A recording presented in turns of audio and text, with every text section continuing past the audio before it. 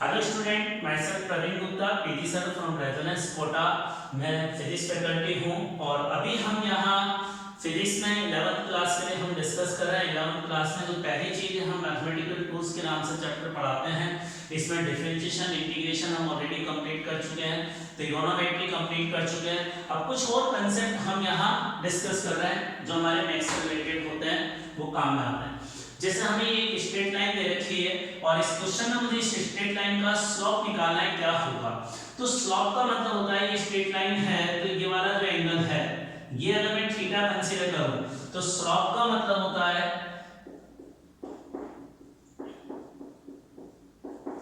tan theta. तो हमें slope निकालना है, मतलब tan थीटा निकालना है। ये मैं पिछले अपने लेक्चर में ले चुका हूं, जहां डिफरेंशिएशन मैंने पढ़ाया था, मैक्सिमा मिनिमा पढ़ाया था, वहां स्लोप का मतलब हमने ये डिस्कस किया था। अब tan थीटा मुझे अगर इसमें कैलकुलेट करना है तो सबसे पहले ये वाला एंगल मैं अज्यूम कर लेता हूं अल्फा। अब इस ट्रायंगल से tan अल्फा क्या कैलकुलेट होगा, परपेंडिकुलर अपॉन बेस। अब मैंने आपको पिछली क्लास में ट्रिगोनोमेट्री में बताया था कि जहां एंगल हो उसके सामने वाली साइड परपेंडिकुलर होती है। तो 8 जो है इसमें परपेंडिकुलर है, तो परपेंडिकुलर की जगह 8 लिखेंगे और बेस क्या है बच्चों, ये वाली साइड 3। तो tan अल्फा इसके इक्वल आ गया। अब मुझे tan थीटा कैलकुलेट करना है, तो थीटा प्लस अल्फा यहां से 180 के बराबर है। तो अल्फा की वैल्यू क्या लिख सकते हैं, tan pi minus theta is equal to 8/3। अब देखो pi minus theta second quadrant में है ना, और सेकंड क्वाड्रेंट में tan नेगेटिव होता है, तो इसको सॉल्व करेंगे तो इसकी वैल्यू नेगेटिव आएगी। और पाई माइनस थीटा में चेंज नहीं होता ना, tan का tan रहता है, तो tan का tan रहेगा और ये पाई हट जाएगा, तो tan थीटा बचेगा, दैट इज इक्वल टू 8/3।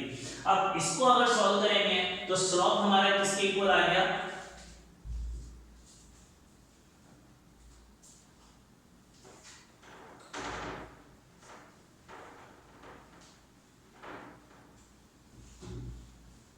हमें स्लोप निकालना है। Slope is equal to tan theta होता है और tan थीटा किसके इक्वल आ गया, माइनस का 8/3। तो ये अपना आंसर हो गया इस क्वेश्चन का, मतलब इस स्ट्रेट लाइन का स्लोप नेगेटिव है। तो ये इसका सॉल्यूशन है।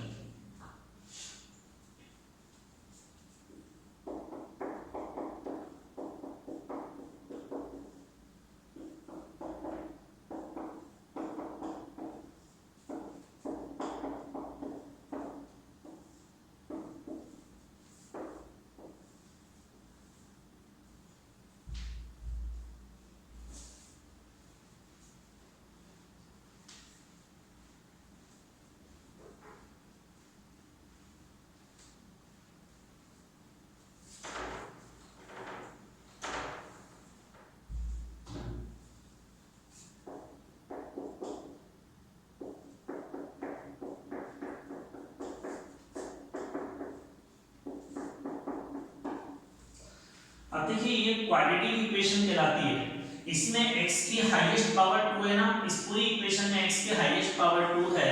इसका मतलब x को सॉल्व करने पर x की दो डिफरेंट वैल्यू आ सकती है, और x की जो दो डिफरेंट वैल्यू पॉसिबल है उसको हम इस फॉर्मूले से कैलकुलेट करते हैं।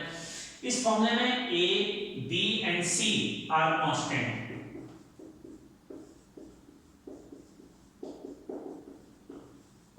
और x जो है वेरिएबल है, और हमें x की वैल्यू निकालनी है। इस इक्वेशन को सॉल्व करके x की वैल्यू निकालनी है, तो x की वैल्यू को कैलकुलेट करने का ये फॉर्मूला होता है।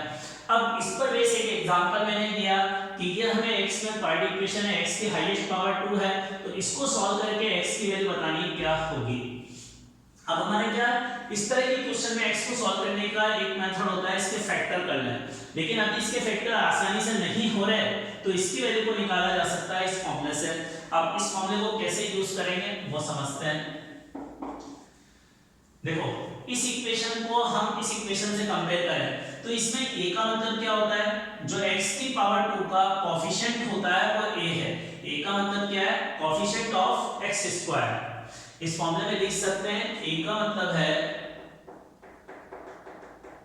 Coefficient of x square, b का मतलब है कोएफिशिएंट ऑफ x, और c का मतलब है कांस्टेंट टर्म।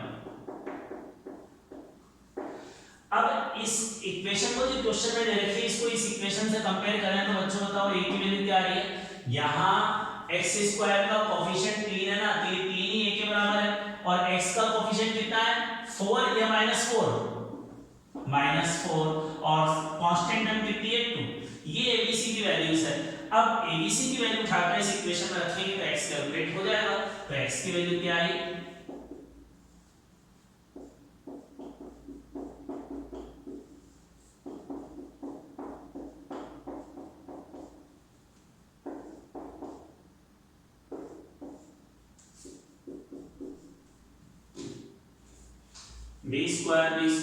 4 ac।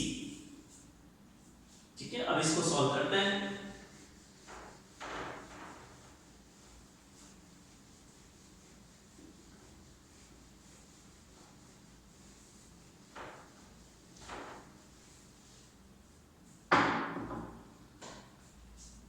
अब देखो ये माइनस माइनस प्लस हो गया, ये 6 हो गया तो x इक्वल टू क्या आ गया 6 को तो बाहर ले लेते हैं, ब्रैकेट में 4 प्लस माइनस यहाँ क्या हो जाएगा अंडर रूट 16 और ये कितना हुआ 12 इंटू 2 तो कितना बचा 12 इंटू 2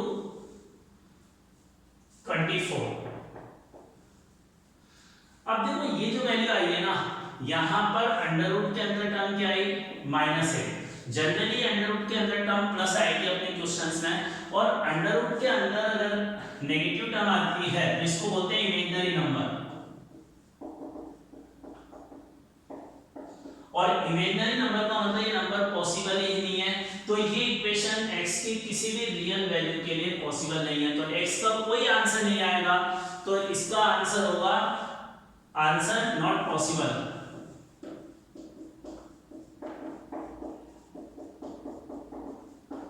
तो इस तरह से हम इसकी वैल्यू को कैलकुलेट करेंगे। इस तरह से एग्जांपल नेक्स्ट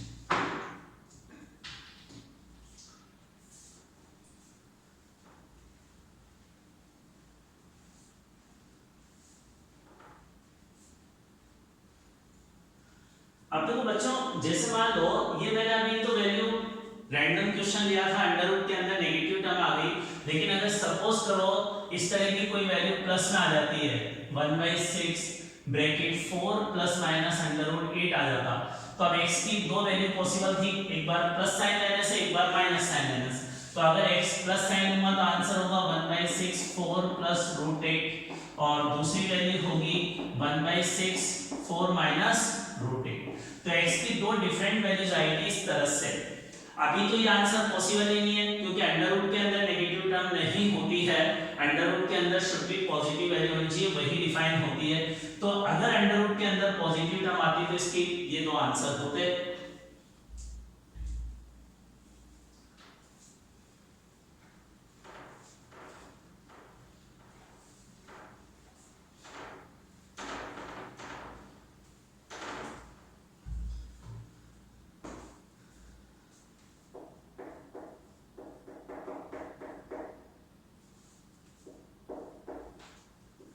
नेक्स्ट टॉपिक है लॉगरिथम। लॉगरिथम में हम अभी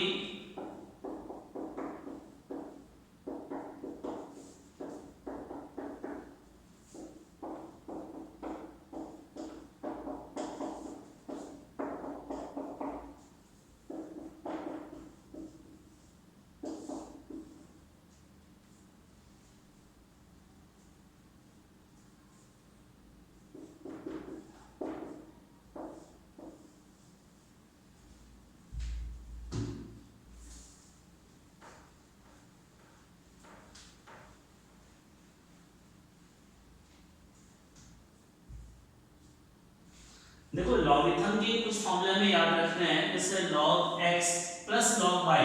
अगर यहाँ प्लस साइन है तो ये जो x और y आपस में मल्टीप्लाई हो जाएंगे और अगर माइनस साइन है तो x अपॉन y बन जाएगा। अब ये आपको इक्वेशन दे रखी है x और y में रिलेशन ये इसको a को बोलते हैं बेस, जो इस तरह से डिनोमिनेटर में लिखा रहता है इसको बेस बोलते हैं। तो यहाँ इसको इस तरह से लिखा जा सकता है, ये एक सिंगल फॉर्मूला है इसको याद रखना है हमें।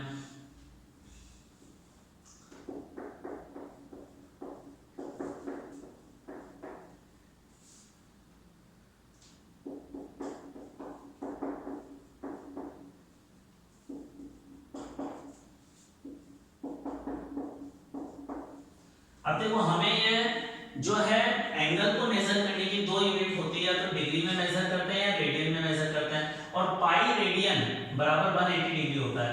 पाई जो है 180 डिग्री के बराबर होता है। ये जो पाई होता है ना, इसकी वैल्यू 180 डिग्री होती है। और पाई इज इक्वल टू एक और वैल्यू हम जानते हैं 3.14। ये देखिए 3.14 इसकी वैल्यू जो है रेडियन में है। अगर डिग्री में पाई की वैल्यू पूछी जाएगी तो पाई की वैल्यू डिग्री में 180 डिग्री के बराबर होगी। अब इस तरह से अगर पाई बाय 2 की वैल्यू निकालनी है तो 90 डिग्री होगी। अब मान लो मुझे थीटा बराबर 150 डिग्री दे रखा है, ये एंगल है। एंगल को हम डिग्री में भी मेजर करते हैं, रेडियन में भी मेजर करते हैं। अब इसको मुझे कन्वर्ट करना है रेडियन में, तो रेडियन में कैसे कन्वर्ट करेंगे? देखो पाई रेडियन 180 डिग्री के बराबर है, तो 1 डिग्री कितने रेडियन के बराबर है? 1 डिग्री इज इक्वल टू होगा पाई डिवाइडेड बाय 180 रेडियन।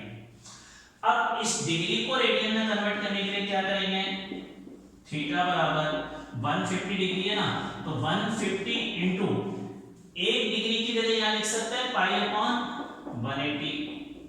तो पाई अपॉन 180 लिखा, ये अपना आंसर आ जाएगा 5 पाई बाई 6, ये इसका आंसर।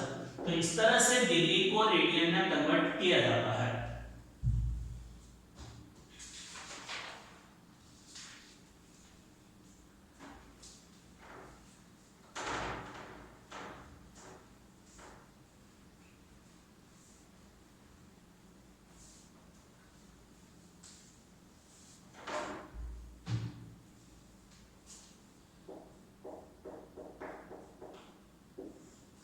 नेक्स्ट टॉपिक है अपना वेक्टर।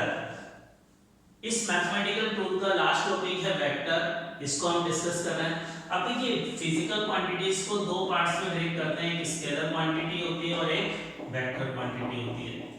दोनों में क्या डिफरेंस होता है?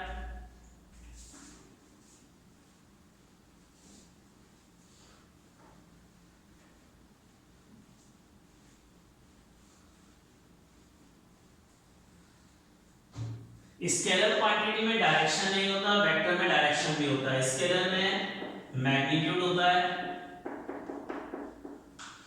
बट वेक्टर में मैग्नीट्यूड भी होता है एंड डायरेक्शन भी होता है।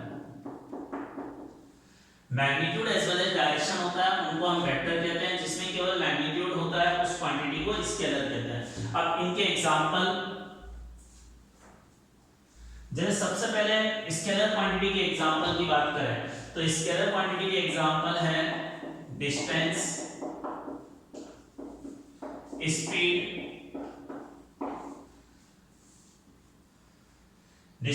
Speed and work, energy, power. ये सब जो है इसके हीट, टेम्परेचर, डेंसिटी, वॉल्यूम, ये सब स्केलर क्वांटिटी है। वेक्टर क्वांटिटीज क्या है?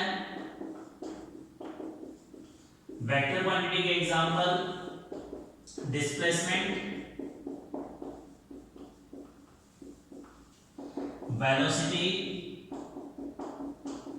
एक्सेलरेशन, फोर्स, मोमेंटम,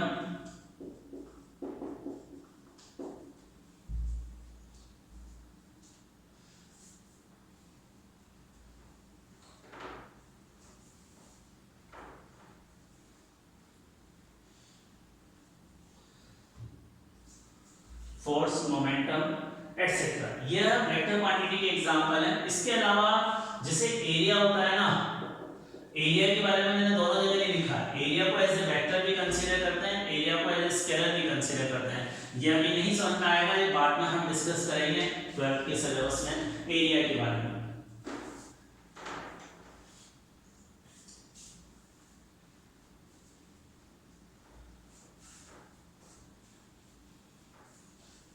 अब यहां पर